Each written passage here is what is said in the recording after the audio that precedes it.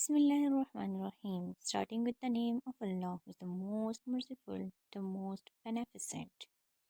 Welcome to IIUS School. Let's start the video with the holy name of Allah. Rabbi shrah li sadri wa yassir li amri wahlul 'uqdatam min lisani yafqahu qawli. Oh my Lord, open my chest for me and make my task easy for me and untie the knot from my tongue so that they understand my speech. Open your books, Language Tree Workbook for Grade 7 HIPS. Today our topic is word formation. For this topic I have set some SLOs. Number 1. Recognize common English prefixes, for example, un, re, miss, etc. Number 2. Recognize some common suffixes, at, ing, full, less, etc. Number 3. Build new words by correcting, attaching prefixes or suffixes to root words. And number 4. Use newly formed words accurately in spoken and written sentences. Let's have a look. What does word formation mean? Word formation is a process of creating new words from existing ones. It helps us expand our vocabulary and understand how words are built. For the formation of new words, we have to learn about prefixes and suffixes. Also, we have to identify the root word. For the new word formation, we have to learn about roots, prefixes, and suffixes. First, talk about root words. Root word. A root word is a base word without any word parts added to the beginning or ending. Mean root word is the original word. It is an independent word and can stand on its own. For example, anger, friend. Now move to next prefixes. What does prefix mean? A prefix is a word that comes before the root word. Here are some common prefixes: un, re, miss, dis. Let's take a word do and a prefix un. If we add do to un, it becomes undo. What does the prefix un mean? It means not or the opposite of the word. So let's talk about prefixes. What does prefix mean? A prefix is a word part that comes before the root word. Here are some common prefixes: un, re, miss, dis. If we take a word do and attach it to the prefix un, it becomes undo. What does the word prefix un means? It means not or the opposite of the word. Let's take another word tie to un, it becomes untie.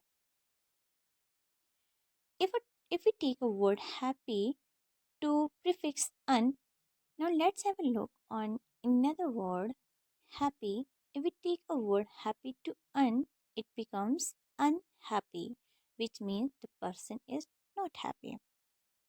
Now move to next prefix miss. If we take a word take to miss, it will become mistake. What does miss mean? Miss mean bad or badly. If we take a word match to miss, it becomes mismatch. Now move to another prefix re, which means again. If we take a word write and attach it to the prefix re, it becomes rewrite. Means you have to write it again. Replay. Now, now take one another prefix dis, which means not or a removal.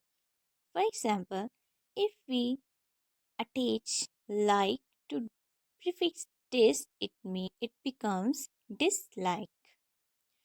Now move to next term, suffix. What does suffix mean? It is a letter or a string of letters added to the end of words to alter its meaning or grammatical function. Here are two types of suffixes: inflectional suffixes and derivational suffixes. Inflectional suffix. What is an inflectional suffix? An inflectional suffix changes the grammatical function of a word without changing its original meaning.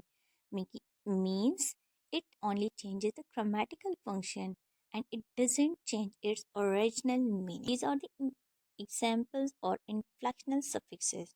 Means if we add s or es to the word to make them plural, it doesn't change their original meanings.